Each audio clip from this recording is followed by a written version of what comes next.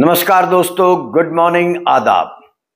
नेता विपक्ष राहुल गांधी इन दिनों अमेरिका में हैं और जब राहुल गांधी विदेशी धरती पर हों और वहां वो कोई भाषण दें, कोई इंटरेक्शन करें और उसकी चर्चा देश में ना हो, ये लगभग नामुमकिन है।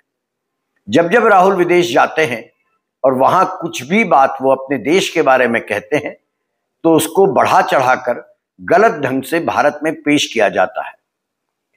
कल राहुल गांधी ने कोलंबिया की एक यूनिवर्सिटी में, जो EIA यूनिवर्सिटी बोगोटा में है, वहां पर छात्रों के साथ इंटरेक्शन किया, संवाद किया और उस दौरान उन्होंने जो कुछ भारत के बारे में, भारत के लोकतंत्र के बारे में कहा, भारत के विश्व गुरु बनने की संभावनाओं के बारे में कहा, उसको लेकर बहुत कुछ हमारे मुल्क में कहा सुना जा रहा है। हैरानी की बात यह है, बहुत सारे ऐसे विद्वान लोग, बुद्धिजीवी लोग भी अनर्गल टिप्पणियां कर रहे हैं और राहुल को टारगेट में ले रहे हैं। राहुल गांधी ने जो कहा उस पर चर्चा मैं बाद में करूंगा। मुख्य बात आपको बता देता हूं कि राहुल गांधी ने इस इंटरेक्शन के दौरान जो वहां के स्टूडेंट्स के साथ, इस EIA यूनिवर्सिटी के स्टूडेंट्स के साथ अपनी बातचीत में कहा, उसमें उन्होंने एक बात कही, the single biggest risk is the attack on democracy that is taking place in India. Bharat में हो रहा लोकतंत्र पर हमला सबसे बड़ा खतरा है। राहुल ने एक और बात बड़ी महत्वपूर्ण कही। उन्होंने कहा कि India is actually a conversation between all it's people. Different traditions, religions, ideas require space and the best method for creating that space is the democratic system. ये बड़ी महत्वपूर्ण बात राहुल गांधी ने कही कि भारत वास्तव में अपनी सभी जनता के बीच एक संवाद का मंच है। अलग अलग परंपराएं हैं, अलग अलग धर्म हैं और इन अलग अलग परंपराओं को, अलग अलग धर्म वालों को, अलग अलग विचारों को स्थान मिलना चाहिए और वह स्थान बनाने का सबसे बेहतर तरीका डेमोक्रेसी है। राहुल गांधी ने तल्ख स्वर में यह कहा कि currently there is a wholesale attack on this democratic system and that is a major danger। वर्तमान में इस लोकतांत्रिक प्रणाली पर संपूर्ण रूप से हमला हो रहा है और एक बड़ा जोखिम है। अब यहीं से हमारे मुल्क में खलबली मच गई और एक ऐसे मुद्दे को उठाया गया जिसको यदि आप गंभीरता से समझने का प्रयास करें तो आपको निश्चित रूप से लगेगा कि राहुल गांधी गलत नहीं कह रहे हैं। और वो बात उन्होंने कही उस जुमले को लेकर जो इन दिनों बड़ा प्रचलन पर है कि हम विश्व गुरु बनने जा रहे हैं। राहुल गांधी से जब पूछा गया विश्व गुरु कंसेप्ट के बारे में तो उन्होंने बहुत शालीनता से, बड़े तार्किक अंदाज में जवाब दिया। उन्होंने कहा, I don't think India sees itself as leading the world. We are a large country and we believe in partnerships. We are not arrogant enough to believe that we should lead the world। कितनी अच्छी बात है कि मुझे नहीं लगता भारत खुद को विश्व का नेतृत्व करने वाला मानता है। हम एक बड़ा मुल्क हैं, बड़े देश हैं और हम साझेदारी में, पार्टनरशिप में विश्वास रखते हैं। हम इतने अभिमानी नहीं हैं, इतने एरोगेंट नहीं हैं कि हम ये मान लें कि हमें दुनिया का नेतृत्व करना चाहिए। तो यहां से मैं आज की बातचीत की शुरुआत करता हूं। देखिए, विश्व गुरु बनने की जो बात निकल कर आई है और बार बार एक नैरेटिव गढ़ा जा रहा है कि अब हम विश्व गुरु, इंटरनेशनल लीडर बनने की राह पर हैं, वो क्यों गलत है? इसको समझने के लिए हमें सबसे पहले अलग अलग मुद्दों के जरिए इसको समझना होगा कि क्या ऐसा निकट भविष्य में, आने वाले 10-15 सालों में संभव है कि हम विश्व के मंच पर, वैश्विक मंच पर एक लीडर के तौर पर उभर सकें। जुमलेबाजी के इतर कि इतनी बड़ी इकोनॉमी हो जाएंगे, इतने बड़े न्यूक्लियर पावर हम हैं ही हैं, अलाना फलाना, इनको छोड़कर हम सच्चाई की ओर अगर देखें तो आज बात करते हैं भारत की पूरी तरह डिरेल हो चुकी विदेश नीति की। वैश्विक मंच पे आज हम अलग थलग खड़े हैं क्योंकि ऐसा पहली बार हुआ है आजादी के बाद से कि हमारी जो एक स्टैंडर्ड फॉरेन पॉलिसी थी, जिस पर चाहे किसी की भी सरकार रही हो वो चला करती थी, हम उस विदेश नीति से पूरी तरह अलग हो चुके हैं और इस अलग होने का नतीजा मेरी समझ से यह आया है कि आज इंटरनेशनल फोरम में हमारे साथ कोई भी मित्र नहीं है, सब दिखावटी रिश्ते हैं। हमारा बहुत अच्छा मित्र जिसने कष्ट के समय हमें हमेशा सहारा दिया, रूस, वो भी आज हमको केवल एक ऐसे देश की तरफ देखता है जिसके साथ व्यापारिक संबंध तो हैं मगर मित्रता नहीं है। तो चलिए बात करते हैं नेहरू जी के समय से। पंडित जवाहरलाल नेहरू देश के प्रथम प्रधानमंत्री। जब मुल्क आजाद हुआ, हम बेहद गरीब मुल्क थे, हाशिए में पड़े मुल्क थे, लेकिन नेहरू विजनरी थे, दूरदृष्टि वाले नेता थे। नेहरू जी ने क्या किया? नेहरू जी ने तय किया कि बाइपोलर वर्ल्ड में उस समय दो ध्रुवों में दुनिया बटी हुई थी। एक दुनिया थी अमेरिका के साथ और एक दुनिया थी, आधा विश्व अमेरिका के साथ था, आधी दुनिया रूस के साथ थी। वर्ल्ड वॉर 2 के समय में रूस और अमेरिका या उस समय का यूएसएसआर एक साथ थे, लेकिन विश्व युद्ध समाप्त होते होते दोनों अलग अलग ध्रुवों में बट गए। इसको हम कोल्ड वॉर एरा कहते हैं। कोल्ड वॉर यानी शीत युद्ध का जमाना।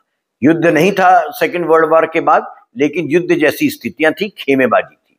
नेहरू जी ने तय किया कि हम ना अमेरिका के साथ रहेंगे ना रूस के साथ रहेंगे, हम गुट निरपेक्ष रहेंगे, नॉन अलाइंड रहेंगे। और इसीलिए नेहरू जी के नेतृत्व में और विश्व के 5 अन्य नेताओं के नेतृत्व में गुट निरपेक्ष आंदोलन की शुरुआत की गई थी। पहला जो सम्मेलन गुट निरपेक्ष देशों का हुआ था वो बांडुग में हुआ था, इंडोनेशिया में, इंडोनेशिया के राष्ट्रपति की मदद से। इस सम्मेलन ने नींव रखी थी नैम की, नॉन अलाइंड मूवमेंट की, गुट निरपेक्ष आंदोलन की।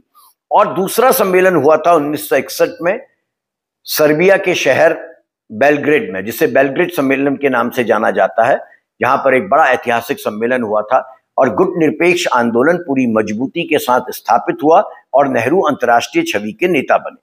यहीं पर पंचशील के सिद्धांतों की परिकल्पना की गई नेहरू जी के नेतृत्व में। इन सिद्धांतों में आपको मालूम है बड़ा स्पष्ट रूप से कहा गया था कि हमारी विदेश नीति स्वतंत्र होगी, हमारी शांति और सह अस्तित्व पर आधारित नीति होगी, हम किसी भी एक पक्ष के साथ नहीं रहेंगे, हम लोकतांत्रिक देश रहेंगे। पंचशील के सिद्धांत पढ़िएगा, वो आज भी उतने ही वाजिब हैं, आज भी उतने ही प्रासंगिक है। बहरहाल इस नॉन अलाइंड मूवमेंट ने हमें तीसरी दुनिया के देशों का नेतृत्व बनाने का, प्रदान करने का काम किया था और ये शास्त्री जी के समय में भी चलता रहा। हम मजबूती के साथ नॉन अलाइंड मूवमेंट का नेतृत्व करते रहे और इंदिरा जी के समय में भी यही हुआ। 1971 में जब बांग्लादेश बनने की कगार पर था और भारतीय फौज, भारतीय intelligence agency research and analysis wing raw पूरी तरह बांग्लादेश की जो शांति वाहिनी थी मुजफ्फर रहमान साहब की, उसकी मदद कर रही थी, तब अमेरिका ने सीधे सीधे हस्तक्षेप किया था और भारत को धमकाया था कि यदि आप बांग्लादेश और पाकिस्तान या पूर्वी पाकिस्तान और पश्चिमी पाकिस्तान में उस समय जो युद्ध चल रहा है उसमें सीधे हस्तक्षेप करेंगे तो अमेरिका पाकिस्तान के पक्ष में आ जाएगा। और आपको याद होगा, जिनको नहीं पता, अमेरिका के पास एक बड़ी फ्लीट थी नेवल शिप्स की, जिसको 7वां बेड़ा कहा जाता था। वो बड़ा पावरफुल अमेरिका की सैन्य ताकत थी, नेवी की ताकत। अमेरिका ने उसको खाड़ी के महासागर में उतार दिया था और वो भारत की ओर बढ़ रहा था। इंदिरा जी लेकिन डरी नहीं और उन्होंने बिना अमेरिका की जानकारी में आए, बिना भारतीय नेताओं को विश्वास में लिए, रूस के साथ, यूएसएसआर के साथ एक समझौता किया, एक रणनीतिक समझौता किया जिसे हम फ्रेंडशिप ट्रीटी कहते हैं। और उस फ्रेंडशिप ट्रीटी में ये बात कही गई थी कि यदि भारत पर आक्रमण होता है तो रूस मदद करेगा या यूएसएसआर मदद करेगा, और यदि यूएसएसआर पर कोई संकट आता है तो भारत उसके साथ खड़ा रहेगा। इस ट्रीटी का नतीजा ये हुआ कि 7वां बेड़ा जहां था वहीं रुक गया और बांग्लादेश का गठन हुआ। भारत एक मजबूत राष्ट्र के रूप में सामने आया। इससे यह स्पष्ट हुआ कि भारत की विदेश नीति इंदिरा जी के समय में भी बड़ी स्पष्ट थी। हम बड़े साहसी विदेश नीति के साथ चलते थे, गुटनिरपेक्ष थे और आत्मनिर्भर विदेश नीति के साथ रहते थे। 1990 के दौर में परिवर्तन आने लगा विदेश नीति में भी। वो परिवर्तन इस दृष्टि से आया कि उदारीकरण का जमाना आ गया। हमने अपने व्यापार के लिए अपने आप को बहुत आर्थिक रूप से सक्षम बनाने के लिए विदेशी कंपनियों के द्वार भारत में खोले गए और इससे विदेश नीति में भी प्रभाव पड़ा, हमारी पॉलिसीज में भी प्रभाव पड़ा। हमारी विदेश नीति का फोकस हो गया इकोनॉमिक कोऑपरेशन, आर्थिक सुधार, व्यापार और निवेश पर हमारा ज्यादा फोकस चले गया। लेकिन बहुत ज्यादा बदलाव नहीं आया। जो हमारे दोस्त थे वो दोस्त बने रहे। भारत ने इस दौर में अमेरिका के साथ भी अपने संबंध प्रगाढ़ किए थे, यूरोप के साथ भी किए, यूएसएसआर हमारा मित्र बना रहा और हमारे अन्य पड़ोसी मुल्कों के साथ भी संबंध उस दौर में ठीक ठाक थे, जो हमारे इमीडिएट नेबर्स थे। यहां में ये समझना होगा, हमारे इमीडिएट नेबर्स के साथ, पाकिस्तान के साथ तो तनावपूर्ण संबंध रहे ही रहे हैं, चीन के साथ भी हमेशा हमारे संबंध बहुत तनावपूर्ण रहते आए हैं, लेकिन अन्य देशों जैसे मालदीव, भूटान, नेपाल, श्रीलंका, इनके साथ हमारे संबंध तब बहुत सहज थे, बहुत सरल थे और ये देश, जो छोटे देश हैं, ये हमको अपना मित्र मानते थे। 2014 के बाद मेजर पॉलिसी चेंजेस देखने को मिले हैं। विदेश नीति पूरी तरह बदली गई और इस विदेश नीति में जो गुटनिरपेक्ष सिद्धांत में चलती थी, नॉन अलाइंड सिद्धांत में चलती थी, उसकी जगह मल्टी अलाइनमेंट, कई देशों के साथ एक साथ अच्छे संबंध बनाने की नीति 2014 के बाद नरेंद्र मोदी जी की सरकार ने शुरू की। इसको स्ट्रेटेजिक ऑटोनॉमी का भी नाम दिया गया। इसको दो नाम दिए गए, या तो आप इसे मल्टी अलाइनमेंट कह सकते हैं या strategic autonomy. Strategic autonomy model का नतीजा क्या रहा? भारत ने अमेरिका, रूस, यूरोप, खाड़ी के देश, जापान और ऑस्ट्रेलिया, इन सभी के साथ एक साथ रिश्ते मजबूत करने की पहल शुरू की और इन रिश्तों की बुनियाद में कोई वैचारिक प्रतिबद्धता नहीं थी, बल्कि आर्थिक सहयोग था। लेकिन जो नतीजा आया है आज 2025 के दौर में, वो पूरी तरह विदेश नीति के डिरेल होने का या बहुत बड़ी अस्पष्ट विदेश नीति होने का है। हमारे प्रधानमंत्री जी ने इस पूरे 10-11 सालों में हाई प्रोफाइल विदेश यात्राएं की हैं और जो मंच की कूटनीति होती है, प्लेटफॉर्म की जो कूटनीति होती है, इंटरनेशनल प्लेटफॉर्म की, उसमें भारत की सक्रियता निश्चित तौर पर बनी। लेकिन अगर आप गौर करेंगे, ये इवेंट मैनेजमेंट टाइप की विदेश नीति रही। प्रधानमंत्री जी की जो विदेश यात्राएं थी या हैं, वो जब भी जाते हैं तो भारतीय मीडिया और भारत के अखबार, भारत में इस प्रकार प्रदर्शित किया जाता है कि मोदी जी पहले ऐसे प्रधानमंत्री हैं जिनको इंटरनेशनल फोरम में, अंतर्राष्ट्रीय मंचों में इतना सम्मान मिल रहा है। मोदी जी झप्पी वप्पी लेते हैं, आप सभी को पता है, मगर उसके नतीजे भी हमने देखे हैं। 50% जो टैरिफ लगा है हाउडी मोदी कहने के बाद या अब की बार ट्रंप सरकार कहने के बाद, वो नतीजे हमारे सामने हैं। बहरहाल, अब आप इसको समझिए कि कैसे हमारी विदेश नीति अस्पष्ट है। 2014 में जब प्रधानमंत्री मोदी जी का पहला शपथ ग्रहण हुआ था, तब मोदी जी ने सार्क देशों के सभी 7 राष्ट्राध्यक्षों को इनवाइट किया था। हम सभी को बड़ा अच्छा लगा था, एक नया कॉन्सेप्ट था कि भारत का प्रधानमंत्री शपथ ले रहे हैं, नई सरकार गठन कर रही है और सहयोगी देश के राष्ट्राध्यक्ष उस शपथ ग्रहण में मौजूद हैं। सार्क यानी कि south Asian association for regional cooperation, इसमें 7 देश जो शामिल हैं, उसमें अफगानिस्तान है, बांग्लादेश है, भूटान है, हम तो हैं ही हैं, मालदीव है, नेपाल है, पाकिस्तान है और श्रीलंका है। तो इन सबके राष्ट्राध्यक्ष प्रधानमंत्री मोदी जी के पहली बार शपथ ग्रहण लेते समय दिल्ली में थे। लेकिन नतीजा क्या है, आज स्थितियां क्या हैं, इनको समझिए। पर उससे पहले एक और चीज, 2015 में भी एक बड़ा इवेंट हुआ विदेश नीति की दृष्टि से, वो हुआ था इंडिया अफ्रीका समिट। बहुत ही जबरदस्त कॉन्सेप्ट था। अफ्रीका के 54 देशों में से 41 देशों के जो प्रेसिडेंट्स थे या प्राइम मिनिस्टर्स थे, जो राष्ट्राध्यक्ष थे, वो भारत में आए इस समिट में। लेकिन उसके बाद सन्नाटा, 2015 के समिट के बाद 2017 आते आते जो चीन के साथ संबंध सुधारने की बात हो रही थी, 2017 में हमने देखा कि डोकलाम में भयानक टकराव हुआ। 2019 में पाकिस्तान के साथ हमारे संबंध खराब हुए, बालाकोट एयर स्ट्राइक हुई। 2020 में तो गलवान में खूनी संघर्ष हुआ, इतने दिनों तक लड़ाई चीन के साथ अघोषित लड़ाई चलती रही। 2021 में तालिबान की वापसी के बाद अफगानिस्तान से हमारा पूरा प्रभाव समाप्त हो गया। 2022 में रूस और यूक्रेन के युद्ध के बाद भारत ने रूस का, ये सच है कि विरोध नहीं किया और तेल का आयात बढ़ाया, लेकिन इसका एक नतीजा ये भी आया कि यूक्रेन भी हमसे नाराज हुआ। अमेरिका और यूरोप असमंजस में है कि भारत एक्चुअली किस ओर है। और रूस हमसे खुश है ऐसा नहीं कहा जा सकता है। 2023 में भारत ने G20 देशों की, G20 देशों की अध्यक्षता की थी और ग्लोबल साउथ की आवाज बनने की कोशिश की थी। लेकिन आज हम कहां खड़े हैं, आज हमारी स्थिति क्या है, इसको समझते हैं। पड़ोसी देशों के साथ हमारी नीति बेहद उलझ गई। सार्क के देशों या जो नेबरहुड फर्स्ट की प्रधानमंत्री जी की नीति हो, वो पूरी तरह ध्वस्त होती नजर आती है। नेपाल में संवैधानिक संकट के दौरान भारत पर हस्तक्षेप के आरोप लगे और आज स्थिति यह है, नेपाल जो पूरे विश्व में एकमात्र हिंदू राष्ट्र है और हमारी वर्तमान सरकार का जो पितृ संगठन है राष्ट्रीय स्वयंसेवक संघ, वो भारत को भी एक हिंदू राष्ट्र बनाना चाहता है। लेकिन जो विश्व का एकमात्र हिंदू राष्ट्र है नेपाल, उसके साथ हमारे संबंध सबसे निचले स्तर पर है और चीन ने अपनी पूरी पकड़ नेपाल के सिस्टम में बना ली है। श्रीलंका, जिसके हम पुराने दोस्त रहे हैं, जहां पर जब तमिल गुरिल्लास के साथ श्रीलंका की लड़ाई चल रही थी तो तत्कालीन प्रधानमंत्री राजीव गांधी ने 80 के पूर्वार्ध में वहां पर भारतीय peace keeping force, Indian peace keeping force को भी भेजा था और राजीव गांधी नेपाल में शांति स्थापित करने के अपने इस प्रयास चलते अंततः शहीद हो गए। तमिल गुरिल्लास ने उनको मार डाला था। उस श्रीलंका के साथ हमारा रिश्ता इस समय बेहद तनावपूर्ण है। श्रीलंका में भी चीन काबिज हो चुका है, वहां के बंदरगाहों में चीन का नियंत्रण लगभग बन चुका है।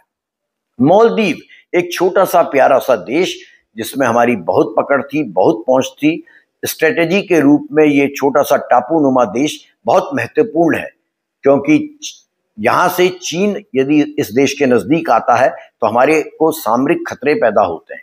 तो सामरिक दृष्टि से देश हमारे लिए बड़ा महत्वपूर्ण था, लेकिन यहाँ भारत विरोधी माहौल बहुत बड़ा है और मालदीव भी चीन के निकट आ चुका है। आप उस पूरी गाथा को जानते होंगे कि मालदीव के साथ हमारे रिश्ते कितने खराब हुए। एक समय था कि मालदीव में जब सत्ता परिवर्तन होता था तो वहां के राष्ट्रपति सबसे पहले भारत आते थे, मगर वो अतीत की बात हो गई है। बांग्लादेश के साथ सीमा समझौता और सहयोग निश्चित रूप से हुआ है, लेकिन एनआरसी और सीएए के विवाद ने बांग्लादेश के साथ हमारे रिश्ते बेहद तल्ख कर दिए हैं। हर व्यक्ति को यहाँ टारगेट किया जा रहा है अलग अलग तरीकों से कि ये बांग्लादेशी है और मुसलमान है, और इन सब के चलते बांग्लादेश में हमारे प्रति नाराजगी बढ़ी है। अफगानिस्तान में तालिबान आने के बाद से तो भारत की लगभग फॉरेन पॉलिसी पूरी तरह फेल हो चुकी है। अमेरिका और रूस के बीच 2014 के बाद से ही लगातार संतुलन साधने की कवायद हुई है। क्वाड और रक्षा तकनीकी सहयोग से अमेरिका के साथ रिश्ते गहरे करने की प्रयास भारत सरकार ने किए, लेकिन रूस से तेल और हथियारों का आयात हम करते रहे हैं। रूस यूक्रेन युद्ध में भारत ने निश्चित तौर पर सीधे रूस की आलोचना नहीं की और इस कारण अमेरिका और यूरोप असंतुष्ट हो गए। दोनों तरफ वाली नीति जो है कि हम इधर भी हैं उधर भी हैं, हम नॉन अलाइंड नहीं है, नॉन अलाइंड में हम किसी गुट के साथ नहीं है थे, लेकिन अब नीति यह है कि इधर भी नजर आए और उधर भी नजर आए। इस रणनीति ने भारत की नीति को बहुत अस्पष्ट बना दिया है। खाड़ी देशों में ऊर्जा और प्रवासी भारतीय जो है वो भारत की ताकत बने, लेकिन पाकिस्तान, सऊदी रिश्तों और इजराइल फिलीपीन सवाल पर भारत का जो रुख है वो बड़ा तेजी से बदला है और इस कारण खाड़ी के देशों के साथ भी हमारे संबंध कमजोर हुए हैं। यूरोप के साथ भारत ने व्यापारिक समझौतों की इस दौरान इन 10 सालों में बहुत कोशिश की है, लेकिन रूस नीति और मानवाधिकारों को लेकर यूरोप के साथ हमारे संबंध सहज नहीं है। ब्राजील और ग्लोबल साउथ में भारत इंटरनेशनल मंचों में तो सक्रिय रहा है, लेकिन द्विपक्षीय स्तर पर रणनीति स्पष्ट नहीं नजर आती है। और अमेरिका के साथ आपने देखा है 50% टैरिफ अमेरिका लगा चुका है। वह अमेरिका जिसके वर्तमान राष्ट्रपति श्री डोनाल्ड ट्रंप हमारे वर्तमान प्रधानमंत्री श्री नरेंद्र मोदी जी के मित्र कहलाए जाते हैं। बहुत दोस्तियों की चर्चा हमने सुनी थी, अंतर्राष्ट्रीय मंचों पर हाथ मिलाते और झप्पियां पाते हमने देखा था। उन्हीं ट्रंप ने सबसे पहले तो जो अभी हमारा पहलगाम के बाद पाकिस्तान के साथ लड़ाई शुरू हुई उसको